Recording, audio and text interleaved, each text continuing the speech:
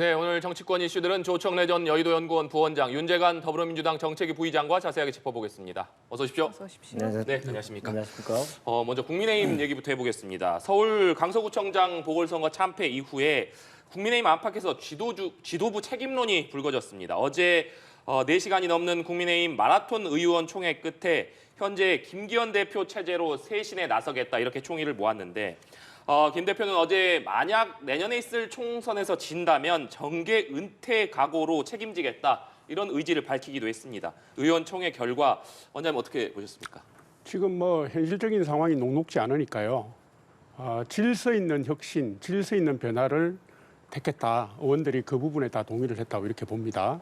지금 잘 아시는 것처럼 정기국회 기간 중이잖아요. 지금 국감이 끝나고 나면 곧 대통령의 정부 시정연설이 있고 예산국회로 넘어갑니다. 네.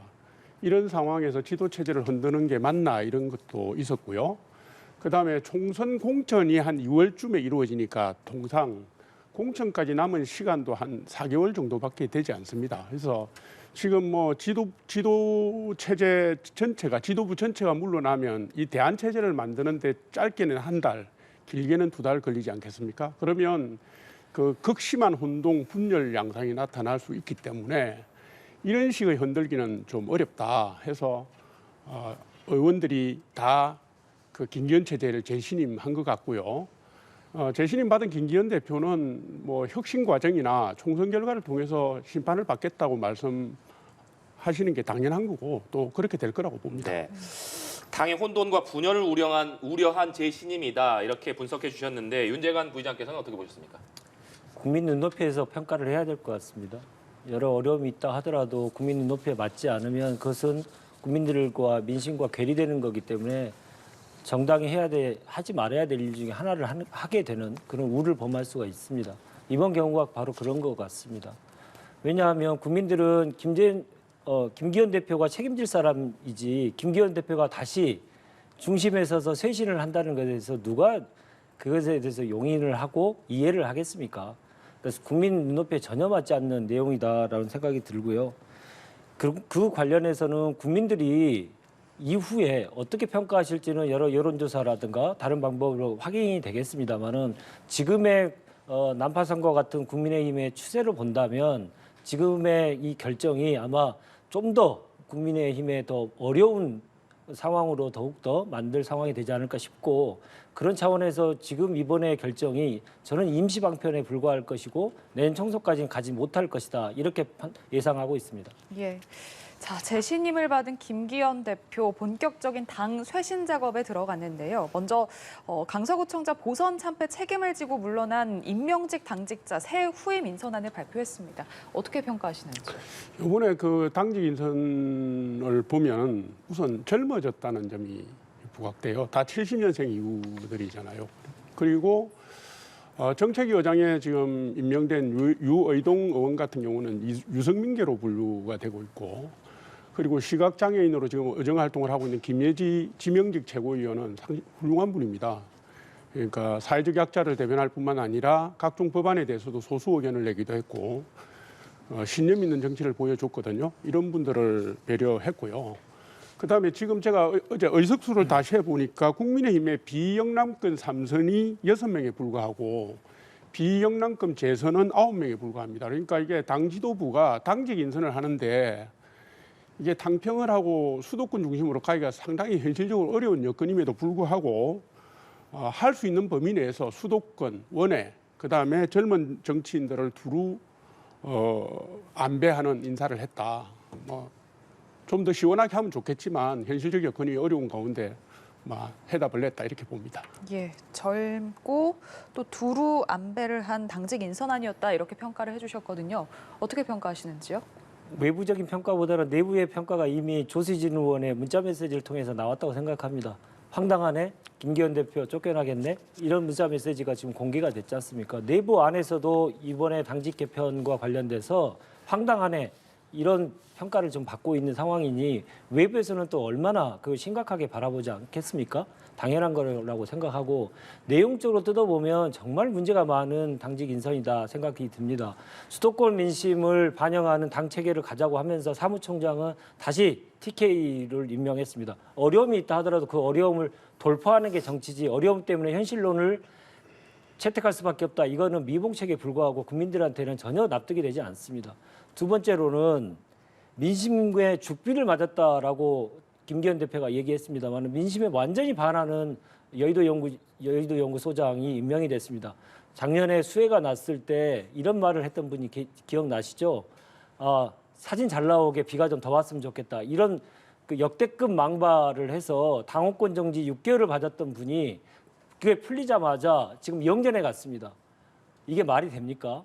국민들로부터 죽비를 맞았는데 국민들에게 가장 아픈 말을 했던 사람을 영전을 시켜가지고 여의도 연구소장이라고 하는 선거 때 매우 중요한 자리에 중책을 맡겼다고 하는 것에 국민이 어떻게 납득을 하겠습니까? 이것은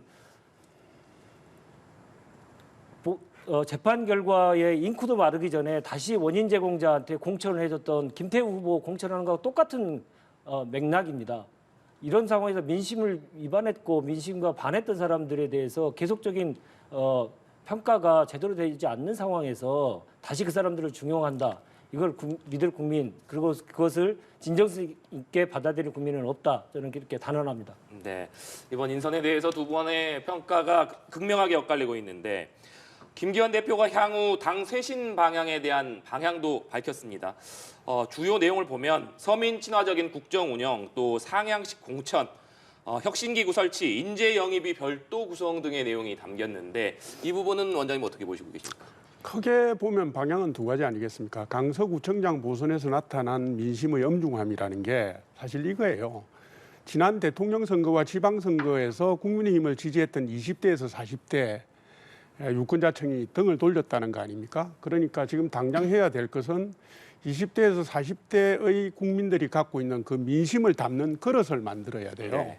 그러니까 그 그릇이라는 게 뭐 혁신위원회든 뭐 미래비전위원회든 인재영입위원회든을 통해서 반영이 돼야 되고요. 정책까지도 그 맥락에서 이해가 돼야 되고 두 번째는 총선 로드맵을 빨리 앞당기는 겁니다.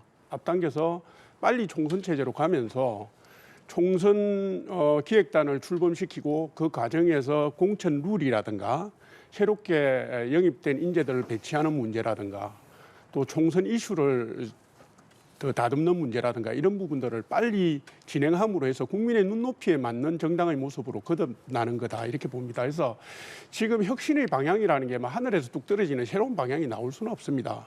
우리가 늘 얘기하듯이 기본에 충실해야 되거든요. 정당의 기본이란 게 국민의 마음을 읽고 국민의 요구를 따라가는 거 아니겠습니까? 저는 이게 총선 체제로 가면서 당의 역할 공간이나 영역이 점점 커지고 주도권도 커지고 하면서 혁신의 과제들을 제대로 수행해 나갈 수 있을 거다 이렇게 보고 있습니다. 네, 부의장님. 김기현 대표가 하시는 말씀에 대해서 국민이 얼마나 납득을 하실 건가 아까도 말씀드렸듯이 그렇지 않을 거라고 생각합니다. 국민은 이번에 강서 보궐선거에서 회초리가 아니고 몽둥이를 드셨거든요. 거기에 걸맞는 이 대책이 나와야 되는데 지금 정도는 황골탈퇴를 원하는 국민들에게 화장 정도를 고치는 수준에 불과한 것들만 지금 계속 내놓고 있습니다. 그러니까 본질을 외면하는 일들만 계속 하고 있는 것이죠. 인재 영입 잘하겠다고 얘기하지만 지금 상황에서 인재 영입 잘 된다고 누가 보장할 수 있겠습니까? 총선 기획단 빨리 만든다고 해서 그게 잘 될 문제입니까? 본질은 당정 간에 그리고 대통령실과의 관계에 있어서 어떻게 하면 독립적이고 주도적인 당의 역할을 맡길 것이냐, 당의 정립을 할 것이냐 이 문제인데 이런 문제는 전혀 얘기가 안 되고 있고 그 문제를 얘기한다고 하면 김기현 대표가 일단 물러나야 될 겁니다. 태생적인 한계가 있기 때문에요. 그러한 차원에서 지금 여러 가지 화장을 고치는 수준의 얘기들이 많이 나오고 있습니다만은 다 백해무익이 될 것이다. 저는 그렇게 생각합니다. 예, 당의 주도적 역할을 언급을 해주셔서요. 김기현 대표가 당과 정부, 대통령실과의 관계를 더 건강하게 하겠다라면서 민심을 잘 전달해서 당의 주도적 역할을 강화하겠다 이렇게 밝혔습니다. 자, 당 그리고 정부, 대통령실과의 관계 변화 또 관계 강화를 언급을 하면서 당의 역할을 좀 강조를 했거든요. 배경은 뭐라고 보시는지요? 지금 이번 이번에 쇄신 요구 분출을 통해서 당 지도부가 가장 각성을 해야 될 부분이 그 부분이에요. 대통령실과 당과의 관계에서 당이 과연 생산적인 역할을 했느냐에 대해서는 자숙하고 반성하고 성찰하는 기회를 가져야 된다. 뼈아프게 그 지적을 받아들여야 된다고 생각을 합니다. 하고 지금 지난 1년 반 동안 윤석열 정부 초기 출범 이후 초기 과정을 거치면서 당에게 주어졌던 가장 큰 역할이 국정을 뒷받침하는 거였어요. 대통령의 외교 안보 사안이나 경제 정책 그리고 연금 교육 노동 개혁 과제들 하는 부분이었기 때문에 그 과정에서 당이 주도적인 역할을 못한 그런 부분이 있다. 이건 아프게 받아들여야 되고요. 다만 이제 이게 총선 국면으로 넘어가게 되면 총선을 주도하는 곳은 당입니다. 역대 어느 대통령도 대통령실이 총선을 주도한 경우는 없어요. 그 관계가 미묘하긴 했지만 그래서 이 총선 과정에서 당이 전략이라든가 인사라든가 정책이라든가 민생 과제를 주도하게 될 겁니다. 그 과정을 통해서 지금까지 있었던 좀 불균등한 측면들이 바로되고 조화롭게 될 수 있다고 보고 김기현 대표가 저는 지금 국민들에게 약속한 그 과제들, 숙제들을 제대로 실행하실 거다 이렇게 믿고 있습니다. 예. 당정 대통령실과의 관계에 있어서 당의 주도적 역할을 좀 강화하겠다 이렇게 밝혔거든요. 늘 어떤 정부든 간에 이 집권 여당과 대통령실의 관계가 어떻게 설정돼야 되느냐 이게 집권 세력의 가장 큰 숙제 중에 하나입니다. 늘 있어왔던 문제입니다. 그러나 이번처럼 당대표 선출에 있어서 대통령과 대통령실이 직접 나서서 판을 흔들고 어떤 후보를 당선시키고 했던 사례는 극히 이례적입니다. 건강한 관계를 유지하기 위해서 적당한 거리를 항상 두어왔던 게 정치적인 금도였는데 지난 국민의힘 전당대회는 대통령실이 다 치렀다고 해도 과언이 아닐 정도 아니었습니까? 그래서 김기현 대표는 1위 후보가 다 제껴지고 김기현 대표가 저 뒤에 있던 후보가 대통령실의 지원에 의해서 당대표가 됐지 않습니까? 건강한 당 관계, 당과 대통령실의 관계는 애초에 불가능한 것입니다. 불가능한 것을 가지고 계속 지금 싸매고 뭔가를 노력한다고 한들 해답은 나오지 않을 것이다. 본질부터 좀 다시 점검하시고 체계를 갖추는 게 정답이다. 저는 그렇게 생각합니다. 네, 윤석열 대통령은 이번 선거 결과에 대해서 선거 결과에서 교훈을 찾아서 차분하고 지혜롭게 변화를 추진해 나가는 것이 중요하다. 이렇게 강조하기도 했습니다. 윤 대통령이 얘기한 변화 어떤 의미라고 해석하고 계십니까?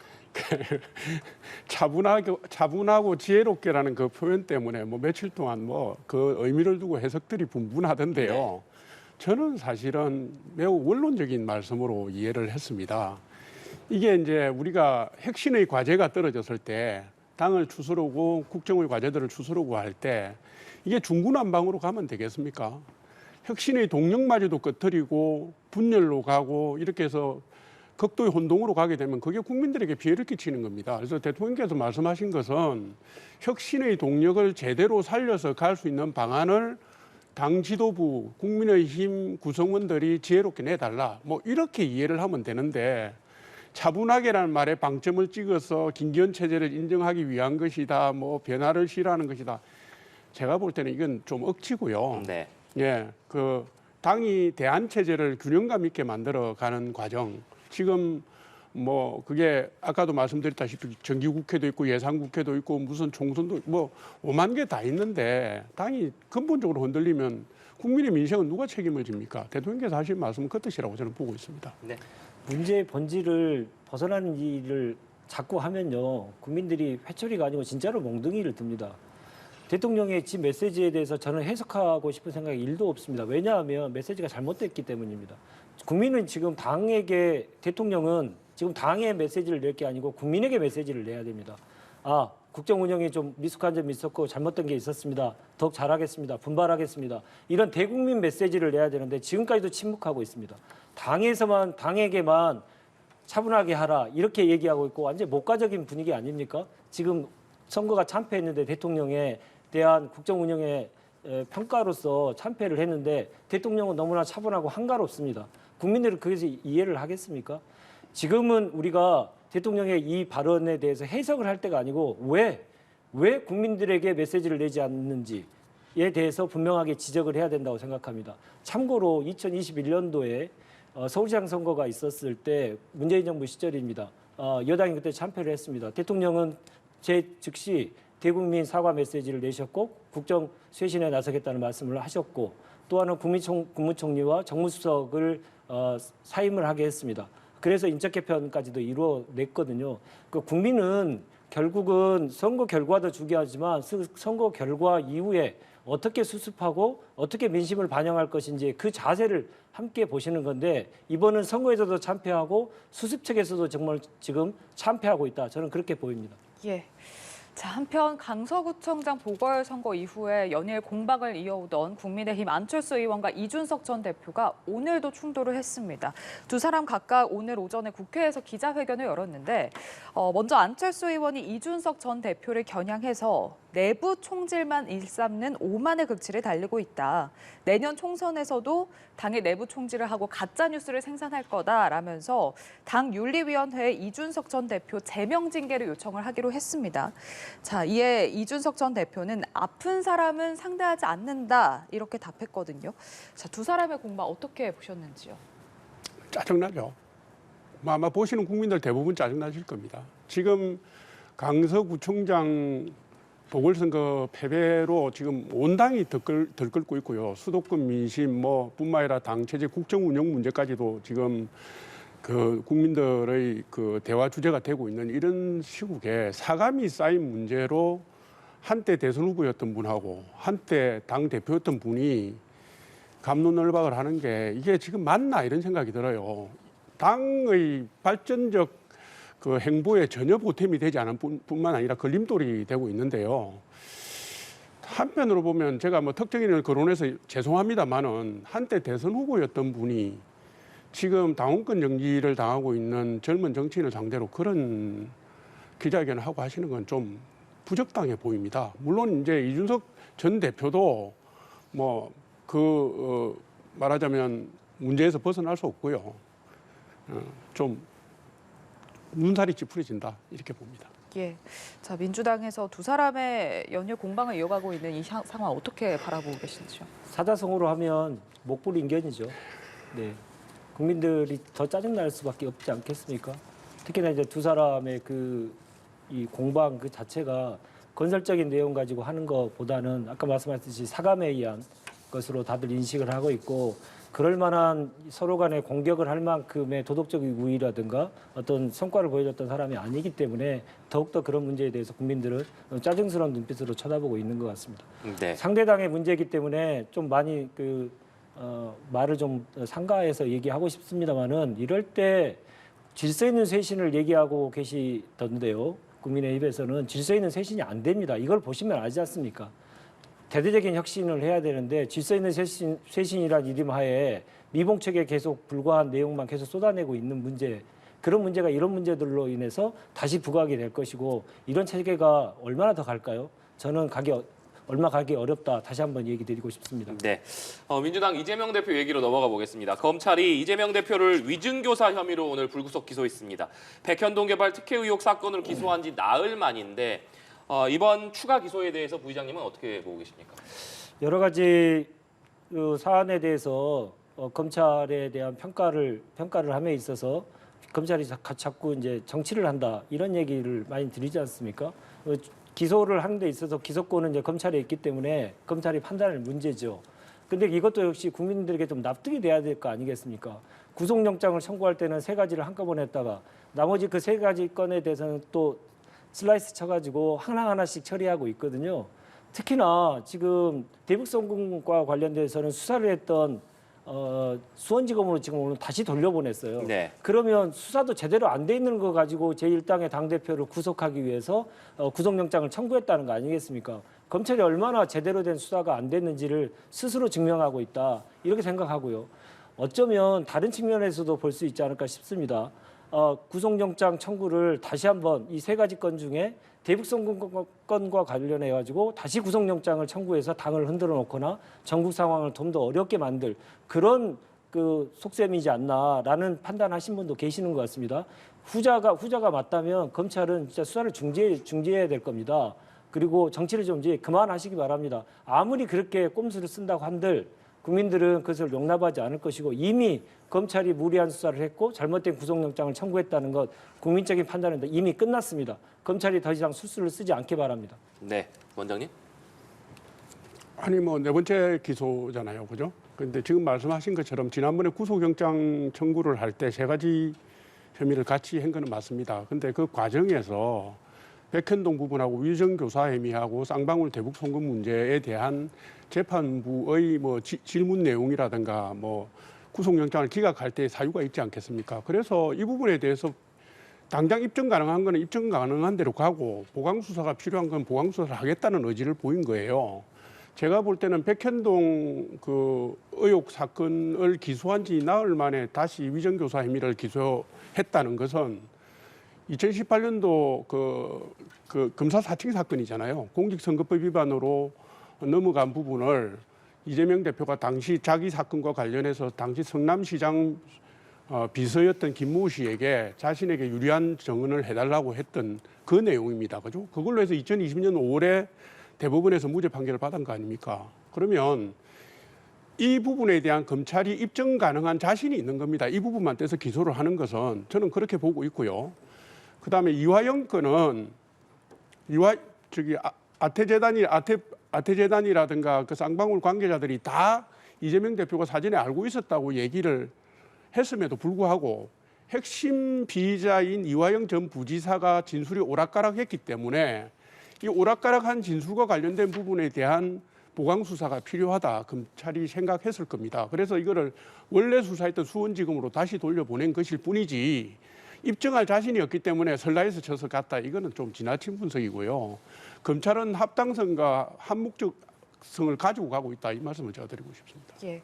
자, 이재명 대표가 조만간 당무에 복귀할 거다라는 전망이 나오고 있는데 사퇴한 비명계 송갑석 최고위원의 후임 인선 그리고 가결파 징계 여부에 과연 어떤 메시지를 내놓을지도 관심이 집중되고 있습니다. 어떻게 전망하시는지요? 네, 어떤 일을 하더라도 타이밍이 매우 중요하고 어느 정당에게 국민이 바라는 그리고 꼭 해야 된다라고 하는 것을 얘기하시는 것을 제대로 하는 정당이 국민들로부터 사랑을 받을 수밖에 없겠죠. 지금은 윤석열 독재 정부의 검찰 독재 정부에 대한 벽을 넘어서기 위해서 야당이 똘똘 뭉쳐서 그 벽을 넘기 위해서 노력을 해야 될 때다. 작은 차이를 가지고도 그것을 극복해내는 성숙된 민주당의 모습을 보여줘야 된다. 그래서 저는 통합과 혁신, 혁신과 통합 이런 메시지가 나오지 않을까라고 생각을 하고 있고요. 후임 당직 인선과 관련돼서도 지금 국민의힘이 이런 당직 개편과 관련돼서 아무런 효과를 못 보고 있는 거기 때문에 보다 국민들이 희망을 갖는 당직 개편 이런 것들을 숙고하고 계신 걸로 알고 있습니다. 예, 이재명 대표가 통합과 혁신의 메시지를 내놓을 거다라고 전망을 해주셨거든요. 어떻게 예상하시는지요? 저도 그걸 비슷하게 보고 있습니다. 이게 지금 이제 구속영장 기각이라든가 강서구청장 승리 이것 때문에 이재명 대표의 리더십이 상당히 강화된 측면이 있어서 이재명 대표가 지금 이 시점에서 무슨 당내 분란거리를 만들어서 뉴스거리를 만들 이유가 있겠습니까? 그러니까 아마 당무 복귀하자마자 통합에 가까운 뭐 그런 메시지를 내놓을 거라고 저는 봅니다. 그렇지만 지금 신명계 의원들 중에 핵심 의원들 중에 가결파들 뭐 윤리 심판원 제소라든가 뭐 징계를 얘기하시는 분들이 계시고요. 그다음에 개딸이라든가 외부의 핵심 강성 당원들도 뭐 비명계 뭐 단죄 뭐 지역구 심판 이렇게 끌고 나가고 있습니다. 그래서 이재명 대표가 그 통합 메시지를 내놓을 거는 이해가 되는데 이게 혹시 역할 분담에 따른 치고 빠지는 양동작전은 아닌지 하는 생각도 들거든요. 그래서 일단 복귀하시고 난 뒤에 행보를 한번 지켜봐야 되겠습니다. 네. 이제 총선이 다가오고 있고 총선 처리되면 중도 무당층을 끌어오기 위해서 여야가 쇄신 경쟁을 하기 마련인데 국민의힘에서도 본격적인 총선을 앞두고 쇄신의 움직임에 돌입을 했기 때문에 민주당 내부에서도 기존에 뭐 김은경 혁신위가 내놓은 혁신안이 있었습니다만 사실상 유야무야된 상황이고 민주당에서도 추가적인 쇄신 요구가 나올 것이라고 보십니까? 쇄신은 말씀하셨듯이 지속적으로 해야 되는 겁니다. 한때 이벤트로 하면 국민들이 바로 알아차리죠. 김은경 혁신위가 가동돼가지고 어떤 결론이 나왔습니다. 그 결론에 대해서 당이 어떻게 판단할 건지에 대한 문제부터 이제 풀어나가야 될 것이고 쇄신에 대한 내용들은 지속적으로 계속 이벤트가 아니고 계속해야 될 문제다라는 얘기를 꼭 지적하고 싶습니다. 네, 원장님. 하겠죠. 총선이 목전이니까. 이게 이제 지금 10월달, 12월 12일이면 국회의원 선거 예비후보 등록 시점입니다. 지금 이제 2달도 안 남았어요.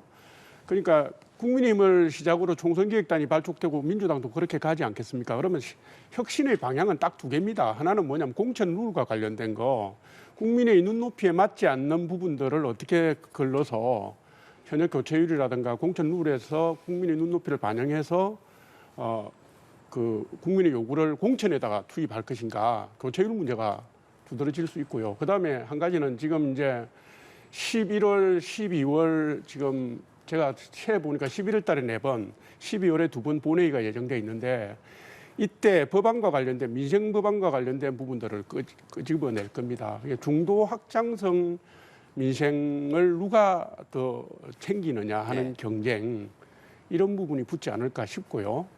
그다음에 이제 12월 달이 되면 무슨 민주당이 발의했던 패스트트랙 이런 거 있지 않습니까? 그것도 논의가 될 것 같고 해서 일단 모든 관심은 혁신의 관점은 총선 룰에 맞춰질 거다 이렇게 보고 있습니다. 예. 제가 말씀드렸던 끊임없는 쇄신을 꼭 말씀드렸는데요. 쇄신에 대해서 우리가 가져야 될 기본적인 자세를 말씀드렸습니다. 쇄신이 별거 있는 게 아닙니다. 국민이 정말로 원하는 것 그리고 정치에게 요구했던 사안들을 따박따박 해내는 것이 바로 그게 쇄신입니다. 그게 쇄신인데 자꾸 이렇게 화장을 고치려고 하고 이벤트성으로 뭔가를 만들려고 하면 국민들은 그것을 진정성 있게 받아들이지 않거든요. 말씀하셨듯이 국회에게 부여된 국민들이 부여한 여러 가지 임무들 이런 것들을 따박따박 해내고 여러 가지 예산안 문제들을 계속 지적되고 있는 문제들도 제대로 다시 고쳐내고 이게 바로 쇄신이다. 쇄신을 이벤트로 보지 않으셨으면 좋겠다. 이 말씀 다시 한번 꼭 드리고 싶습니다. 예. 자, 그리고 국민의힘과 정부, 대통령실이 의대 정원 확대 필요성에 공감대를 이뤘습니다. 다만 구체적인 증원 규모라든지 방식, 발표 시기 등에 대해서는 추가적인 검토가 필요하다라는 입장인데 의대 정원 확대에 대해서 어떻게 보십니까? 이게 이제 2000년도에 의학 분업 사태 때 의대 정원이 줄었습니다. 351명인가 줄었고 그다음 코로나가 한참일 때 또 이 문제가 불거졌다가 문재인 정부가 400명 가까운 정원을 하려고 하다가 의사협회 파업 이래 해가지고 코로나 이후로 연기했잖아요. 이게 이제 뜨거운 감자인 거는 맞는데 사실은 국민의 입장에서 좀 봐야 됩니다. 이게 응급실 뺑뺑이라는 용어가 있고요. 소아과 오픈런이라는 용어가 나오고요. 이 국민들이 겪는 고통이 극심하지 않습니까? 특히 지역에는 의사를 구하지 못해서 병원 시설이 그냥 놀고 있고 우리나라 지금 의대 정원이 2006년 이후 지금 1명도 안 늘어나갔고 3,058명이던데 이게 이제 우리하고 인구가 비슷한 영국이나 독일 이쪽하고 맞춰보면 우리보다 3배가 많아요. 근데 이거를 의사협회에서는 1명도 못 고친다라는 식으로 지금 문제는 의사가 부족한 게 아니라 특정 지역, 특정 과목에 문제가 쏠려서 그렇다 이 말씀을 하시는데 지금 잘 아시는 것처럼 의원급 병원들은 토요일도 다 합니다. 하고 전공의들은 지금 일반 직장인의 2배에 달하는 노동시간, 주당 최대 80시간까지 하고 있어요. 그렇게 하고 있는데 의사가 모자라지 않다, 쏠림 현상 때문이다. 이거는 너무 무책임한 발언이라고 저는 봅니다. 그래서 지금 고령화도 지금 우리나라가 2년 후에 초고령 사회로 들어간다는 거 아닙니까? 그러면 의료 서비스 수요가 폭발적으로 늘어날 텐데 선진국들도 지금 우리보다 3배 많은 국가들도 늘리는 추세로 가고 있어요.